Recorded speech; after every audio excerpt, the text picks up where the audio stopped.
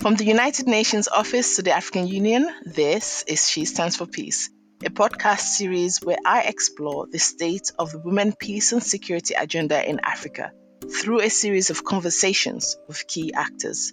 In the podcast, we ask the central question, 20 years after UNSCR 1325, how far have we come? I'm Dr. Yemisi Akimobola, your host, and today I'm joined by two guests. First, from Libya, we have Hajer Sharief, co-founder of Together We Build It.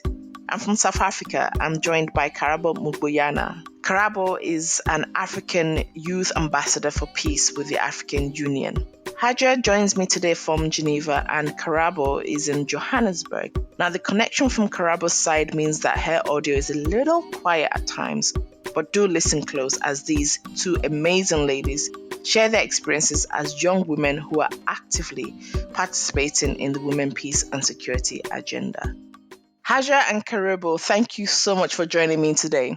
You both come from extreme ends of the continent. Hajer, you are from Libya, and Karabo, you are from South Africa. And beyond the geographical differences, the nature of the conflicts in your regions also differ. So in Southern Africa, we tend to hear around gender, sexual-based violence, xenophobia. Those are the kind of top two kinds of conflicts we often hear about in the region. Whereas in Libya, we have the other end of extreme violent conflict with the civil war in particular. Hajer, when the civil war broke out in 2011, you were 2 years into medical school and volunteering at a hospital for I think about a month at the start of the war.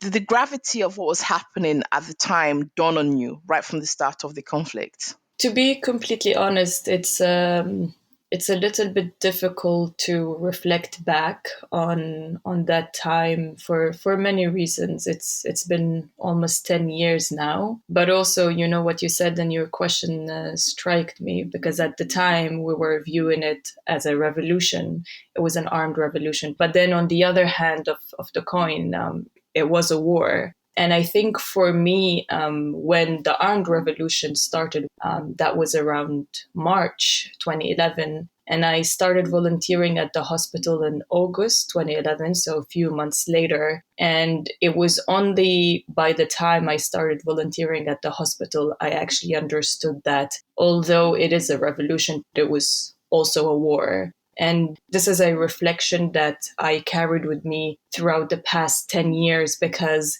it's perhaps the realization that I got that violence can never be a solution, right? Because before I started volunteering at the hospital in August, I was one of the people who was witnessing the violence and seeing the violence, but because it was justified for higher purposes such as democracy, rule of law, human rights, many of us Libyans tend to accept extreme levels of violence without paying much attention to how it actually affects us as civilians.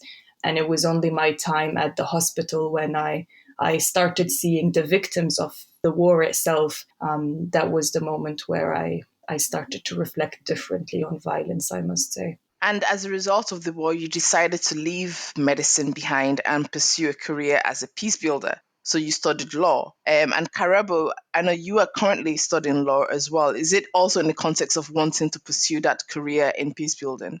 I think it's more broadly, it's more in terms of human rights. So I'm actually done with my law studies. Broadly, just to ensure that there's somehow within my career, I needed to advance human rights, whether it's international human rights, whether it's human rights from the perspective of environmental law, peace building, trade, inequality generally, but it all at the center was human rights advancement. And so civic participation and activism are clearly things that are important to both of you. And Hajer, I was watching your TED Talk, which so far has had over 3.5 million views, right? And you share the importance of teaching young people about political participation at a very young age. You spoke about your weekly family gathering, which started around the age of 6 at home, and which you guys call the Friday Democracy Meeting. And I mean, the way you spoke about it made me think, okay, I need to do this at home. And that was actually one of your proposals, was that everybody should be doing, having a Friday Democracy Meeting. Tell us about those meetings, how they worked and the impact they had on shaping your perspective that you have on peace building today. Absolutely. I would definitely say everything I am today in terms of how my agency is very powerful and center to me in my life, how I view life as well, especially when it comes to politics and participation, inclusivity. It really all comes down to the family democracy meetings. And I must admit, perhaps I was the only member of the family at the time who really hated it because I was a spoiler in so many different meetings and I was getting punished for that. Punished in the sense of, similar to how spoilers in armed conflicts, not all of them, but some of them get punished, diplomatically and etc. But these meetings, they were the reason I really understood what politics is, and I understood what decision making is, and I simply understood that it's not the complex process that we see on TV. Whenever we look at political decision making processes on TV, but also on our local level or national level and internationally, we see at least historically, the men in suits sitting around these huge tables. Now, recently, we're also seeing women, we're seeing some young people, but they seem to be very intimidating processes that requires a specific characteristics and skills to participate in. And the family democracy meeting system made me understand that they shouldn't be like this. So, as I said in my TED talk, it was every Friday at 7 p.m., no matter what you had planned, no matter what you want to do, this is the one thing that you cannot compromise. I mean, I've got 3 kids myself, and as you're describing that, and the fact that your parents were so determined to do this thing, I'm thinking about my life and the fact that actually to be so consistent is not so easy. So, what was the driving force behind that? This is the $1 million question. The driving force is that, I mean, at the time, me and my siblings were very young, but these meetings were perhaps the only moment where the relationship and the dynamics between the kids and parents become equal. So that was the 1 hour during the week where I can criticize my parents, for an example, knowing that, they're not going to hold it against me afterwards. And that's why everyone felt that this is something that we would want to protect because it benefited everyone. And I would say most definitely us as kids, because just being as powerful equally as your parent, it was a privilege, in the parents children relationship for sure. So, Karabo, you grew up in a rural village in South Africa, and your experience then also set you on the road towards your work in peace and security. Tell us about those early years and the impact it had on you. For me, putting out the context would really help. So understanding that South Africa at the time had just came out of, the apartheid era, which was mainly premised on the discrimination of people of color.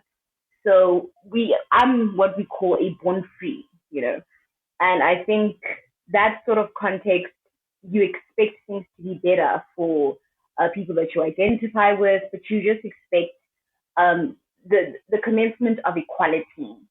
And I think just growing up in a rural village, I honestly experienced a lot of inequality and observing a lot of what we expected, the light at the end of the tunnel after such a long period of oppression and discrimination, but yet it was even more evident. And it also gave rise to a lot more structural and cultural violence, whereas the apartheid was more armed conflict and, physical war related, whereas this then emerged into structural and cultural violence, things like gender-based violence, things like xenophobia. And I guess we did not know how exactly to deal with it because we had just come out of something that was so traumatic, something that harmed a lot of South Africa, but now realizing that there's even more conflict ahead, there's even more issues that we are still experiencing. And being in a rural village is even worse because of social and economic situations within the rural community. There's scarcity of resources, education is poor, poverty is heavily present. So you get to see that people are angry, and that then manifests differently where we see a lot of crime for the purposes of survival or putting food on the table. We're seeing a lot of gender related issues. There's entitlement, but there's also gaps in cultural and traditional practices that we see within our communities. There's just a lot that was going on because we're in between trying to find ourselves as a country, but also within the rural village itself, but also trying to see where this so-called liberation and freedom looks like for us. And that sort of struggle then gave rise to a lot of unwanted things that then ultimately lead to the environment of having a lot of structural and cultural violence in our community. The distance between the time when things are supposed to be ended and the reality of post-conflict environments, it doesn't always translate to immediate cessation of violence. And I wonder how we can improve with that and what the challenges are, and particularly in the context of youth and their participation in this process. Karabo, what do you think?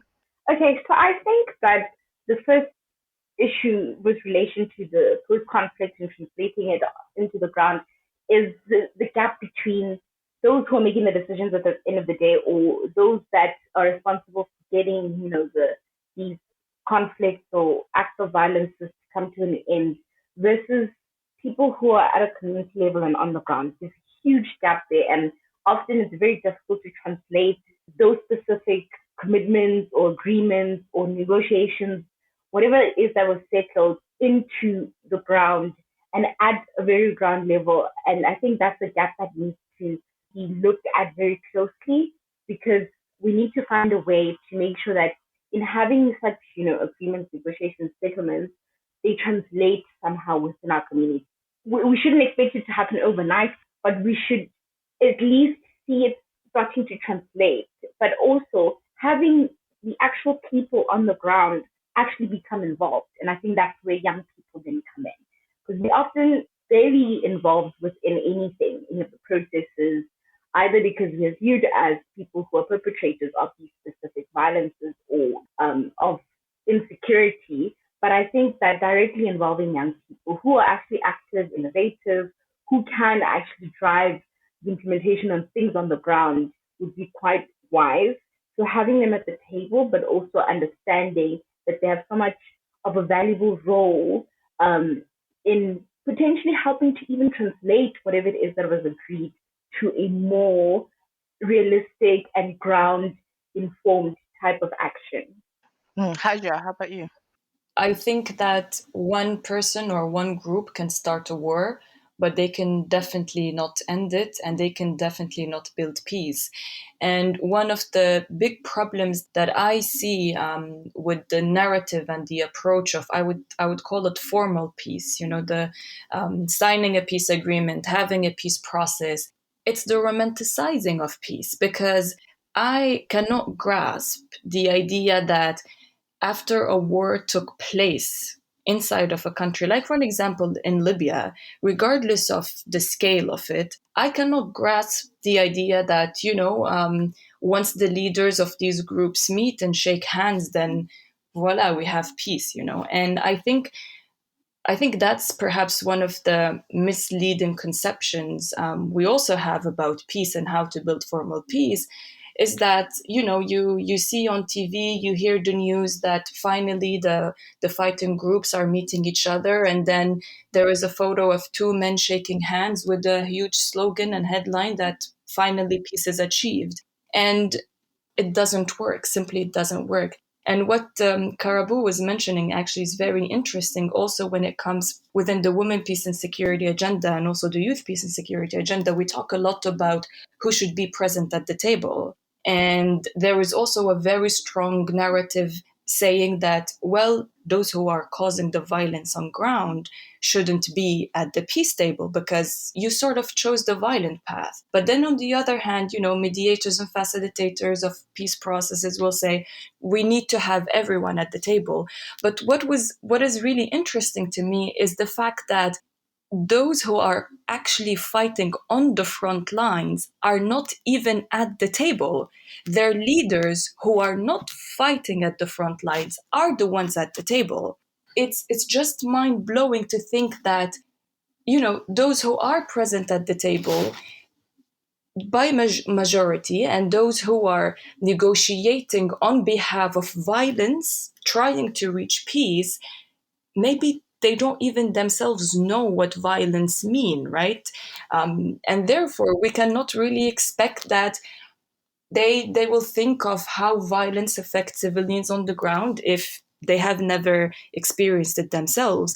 But additionally, they don't even know how violence affect these young peoples at the front line who are actually fighting each other. So the idea that Karabo was saying, that we need to have everyone who is on the ground involved in these discussions, is something that is definitely important.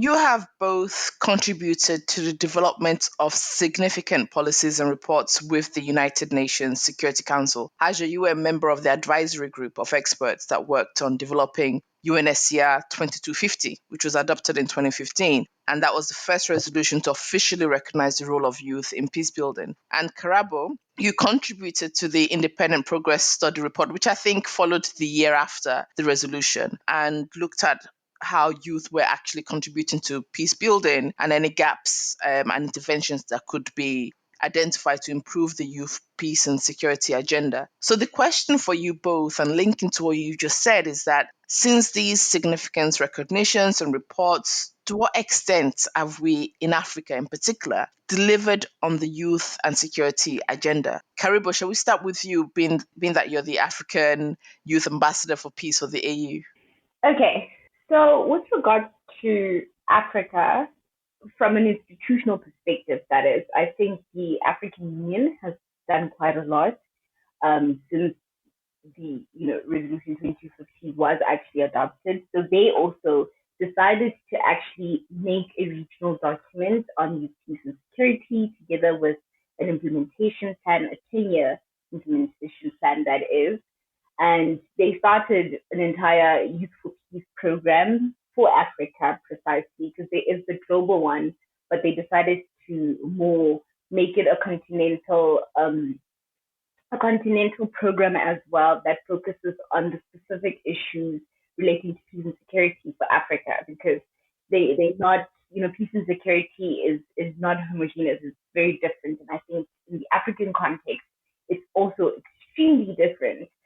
So I think that's the first step that they've actually done in creating the Youth for Peace program, in adopting, a framework on peace and security, together with a 10-year implementation plan. There's a lot of studies as well. There is the network itself also does a lot of consultations, integration of young people. I think COVID obviously ruined a lot of the programs that we were meant to roll out, and the peace and security agenda from the African Union's perspective as well integrated our youth envoy, IHAB, and then as a result, there was the introduction of our positions, which is the African Youth Ambassadors for Peace, being 5 people representing 5 different regions, and we are meant to do a lot of policy discussions, bringing it more regionally, because we have the continental program, but we wanted to zoom into regional programming and working with the regional mechanisms, just so that we do bring it down. And within that regional context, then we're trying heavily to push for national adoption of frameworks and action plans. And some countries are definitely coming on board. For example, with integrated also just, women, peace and security as well, because it's quite difficult to separate the two in the context of marginalized groups that do need to be at the table. So sometimes we do push for the two agendas with the Women Department at the AU. So South Africa recently has adopted an action plan for women, peace and security. They integrate young people as well within it. So we're really trying to push for more localization more than anything, because we realize that if we leave it at the top, a lot of people won't necessarily understand. And I think having been in this role for about a year, even when I have conversations with other young people within the region or on the continent, some of them can't even relate to concepts such as peace and security, especially in the context of countries that don't have armed conflict. So they wonder if they can even position themselves within such spaces. And even concepts like silencing the guns, which was quite popular, was something that we tried to heavily integrate young people to say, if there is a group that deserves to definitely be at the table of silencing the guns in Africa, is young people and women as well. And it's interesting that you spoke very clearly there about the integration of 1325 with 2250. Hajer, I know you set up a 1325 network in Libya through your organizations. What do you think about that question in terms of the extent to which we've delivered in Africa on the youth, peace and security agenda?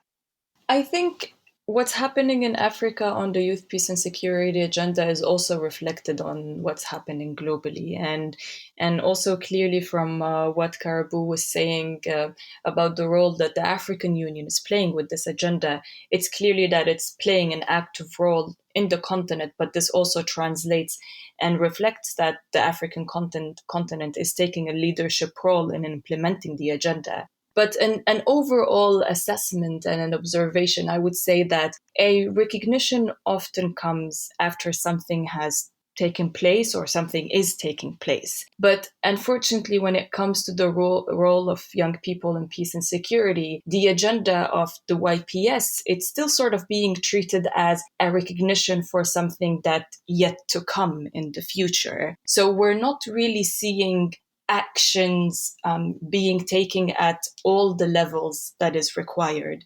And although there is a lot of work that is being done, for an example, when it comes to projects to give youth an opportunity to build up their capacity on mediation, conflict resolution, and different aspects of peace and security, one major element that is missing is the fact that young people are already playing a major role in peace and security on the ground. And what we need is to take that work and bring it up to the formal level. So we see young people on the ground mobilizing, organizing, coordinating for peace and security, but we don't see that role being translated and integrated in the formal political and peace processes level. And from your perspective as active young people in peace building, being invited to such environments, what does such moves signal for youth participation in general, like for other youth watching? So I think what they signal, number one, is the fact that even though there's little recognition, but it's a start. Young people they've always been putting themselves out there.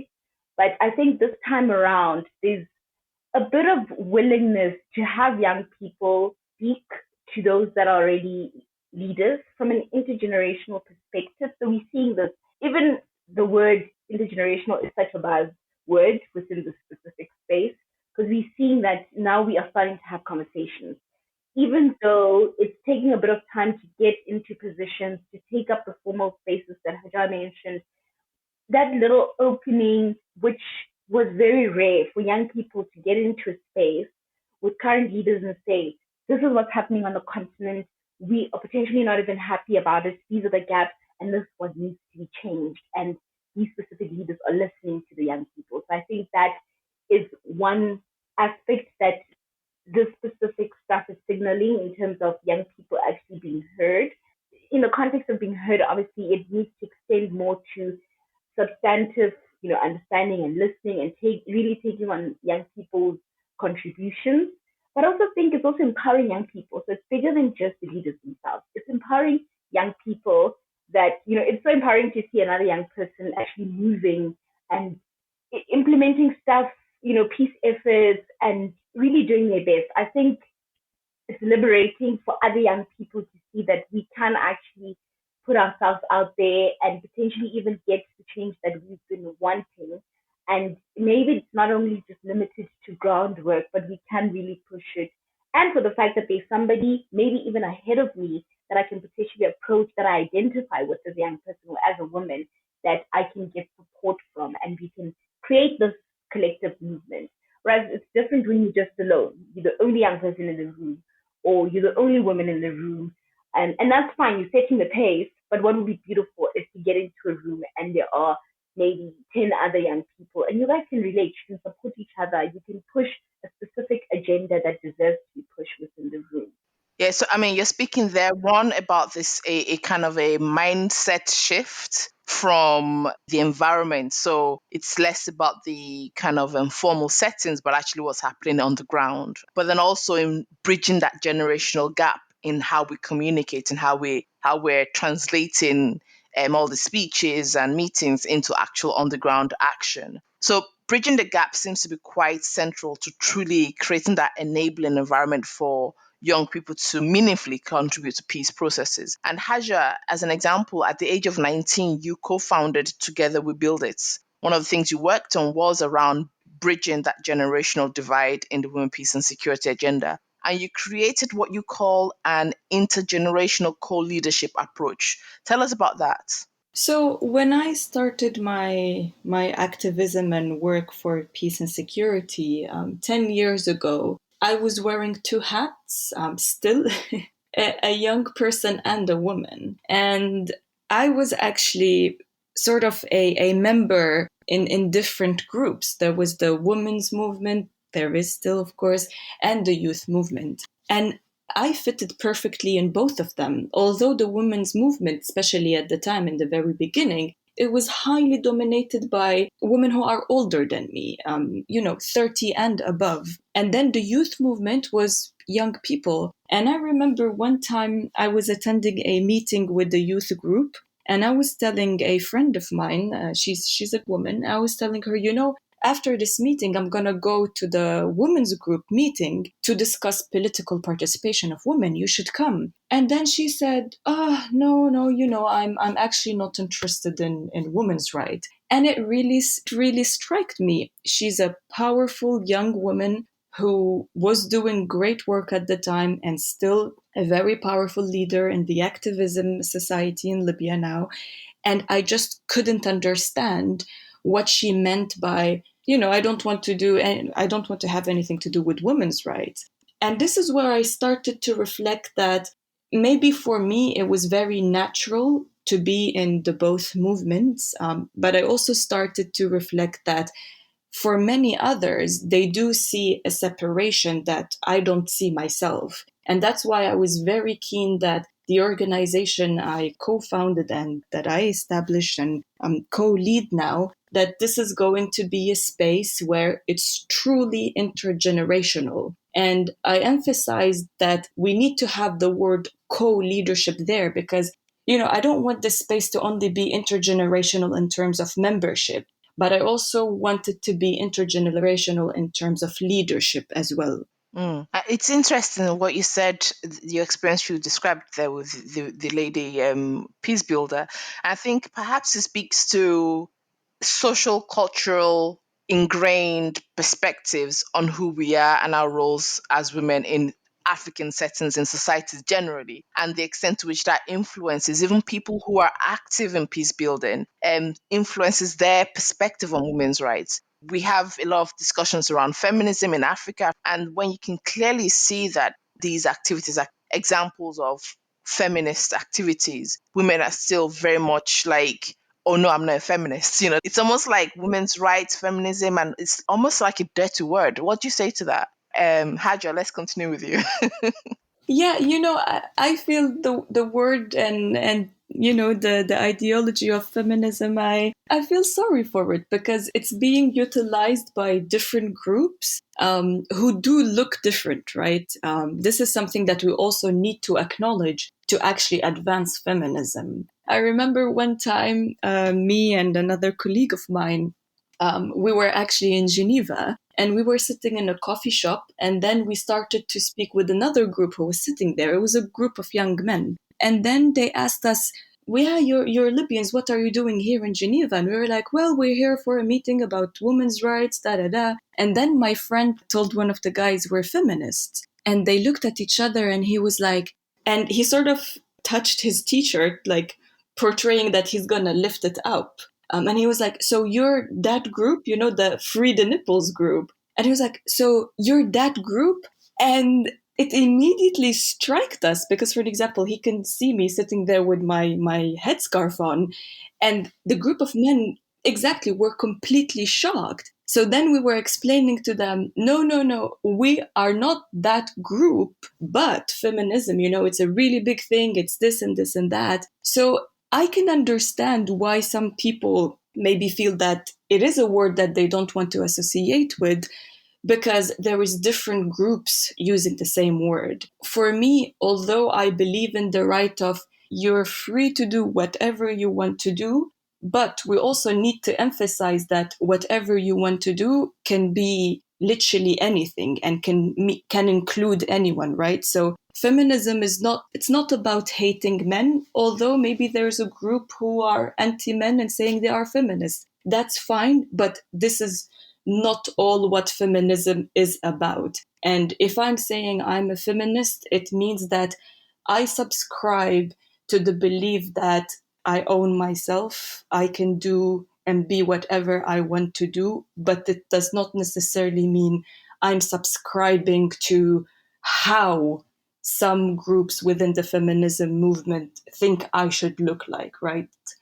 Karabo, how about you? Because I know in South Africa, they're one of the examples of where gender policies have actually been effectively kind of implemented. What's your perspective on that?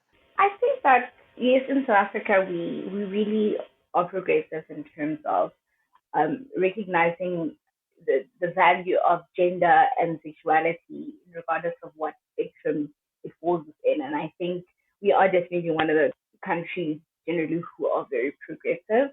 But I think what living in South Africa has actually done in terms of mindset and how I view feminism is the fact that there is a spectrum, and within this specific spectrum, there are different narratives, there are different approaches to feminism, and I've personally studied feminism.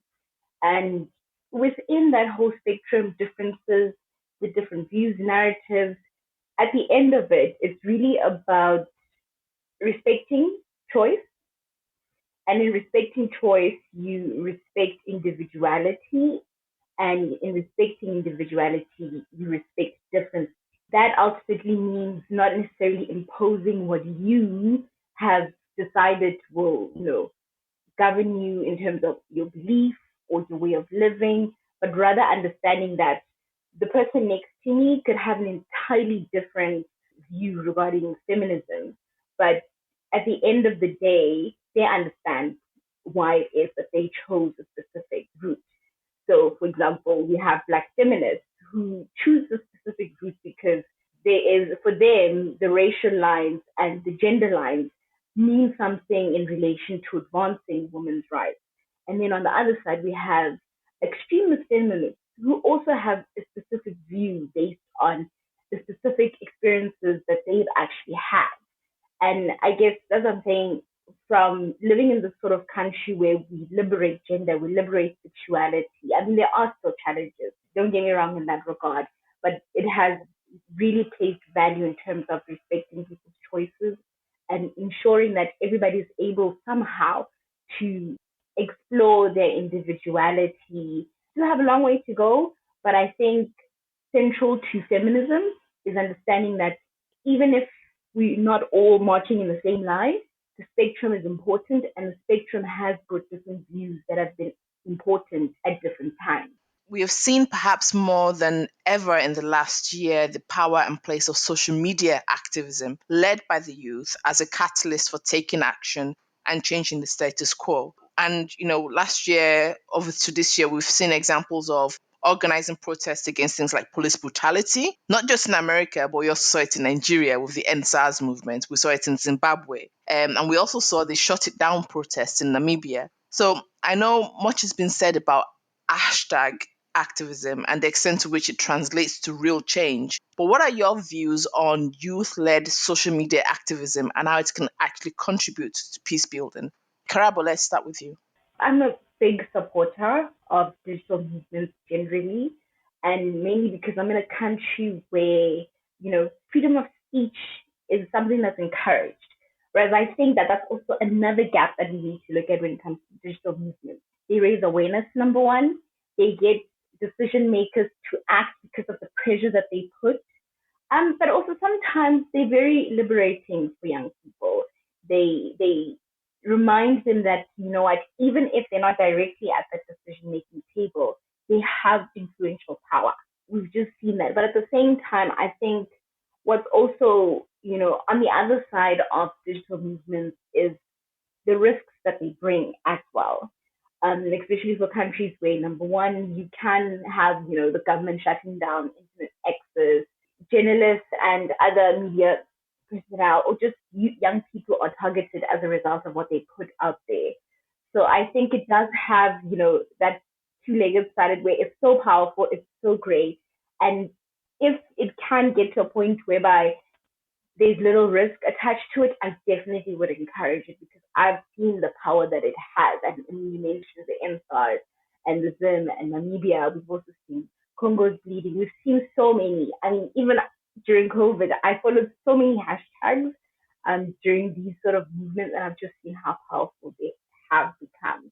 But at the same time, I've heard of things like government shutting down the internet, journalists going missing because of the things that they put out there within the media, young people as well who posted on social media to hold leadership accountable, being taken or being harmed, being arrested. So there's also that aspect of risk that sometimes we also need to consider. Digital movements are great, but there is also a different, not so great side. One of the things that we saw with the NSAS movement was an example of where something picked up pace on social media and translated into real underground offline protests. But then again, the result of that was heavy-handedness, political heavy-handedness. And so if we're arguing that social media is kind of like a natural habitat for the youth and their contribution to their political participation in their country, and yet, on the other hand, we're seeing governments being heavy handed, both in terms of the physical heavy handedness, but also in terms of developing new social media bills and laws that further limits your freedom of speech on social media. Could we argue that by doing that, we're further limiting youth participation in peace and security? Hajer. I mean, when it comes to digital spaces, but also particularly social media, it is becoming a more and more a parallel world to the life we're living, right? So being active on social media or conducting activism digitally, I don't think it's necessarily different or can be compared to other forms of activism for one simple reason, because, and this is where the intergenerational gap also comes in play very heavily, is that for many, perhaps young people now, more parts of their lives is digital and on social media, right? So for an example, for them to conduct activism digitally, it's not any different than from them, you know, having chats with their friends, or living other aspects of their lives digitally. What definitely, in my opinion, the thing that we need to take into account, that we shouldn't say perhaps one is better than the other or which approach we should focus on. For me, when it comes to young people participation in decision making, I'm saying that it needs to happen at all levels. So if there is processes that are happening on the ground, then young people need to be there. If there's processes that are happening online, then young people need to be there. Because we also see, for an example, even with some formal processes, they do have digital consultations that do not only target young people, but also target other people, because it facilitates accessibility, efficiency, it saves time, and all of these things, right? So I think the most important thing to focus on is that literally we need to be everywhere as young people, because we are everywhere. I'm on the ground, but I'm also online, right? And this is something that we should just focus on, for us not to miss any space and opportunities, and not to limit ourselves and we're just going to do or participate digitally, and then on the ground we're sort of not fit for that, right?